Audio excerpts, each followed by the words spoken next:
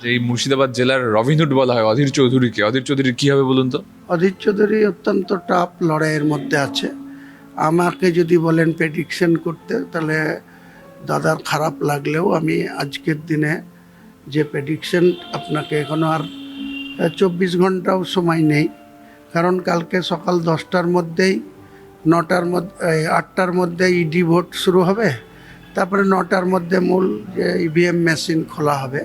তার মানে 10:30 11টার মধ্যে মানে কি ট্রেন সেটা সবার কাছে চলে আসবে।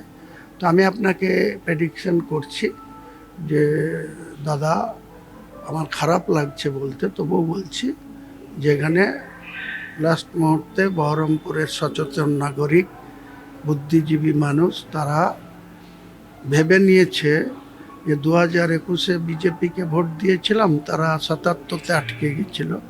এবার তাদের বহরমপুরের মানুষের ধারণা যে বিজেপি যেভাবেই হোক ক্ষমতায় চলে আসতে পারে, এই ধরনের তাদের একটা ধারণা। সেই ধারণা থেকে অধীরদাকেও তারা ভালো করে চিনল না, বা অধীরদা যে 5বারের সাংসদ আর 3.5 বছরের নবগ্রামের 96 থেকে 99 এমএলএ প্রথম, তারপরে 5বারের সাংসদ। 2024-এও অধীরদা বহরমপুরের আগেই ছিল কিছুটা ভোটেও, বিজেপির সেকেন্ড ছিল ডক্টর নির্মল সাহা, অধীরদা 7,000 ভোটে আগেই ছিল।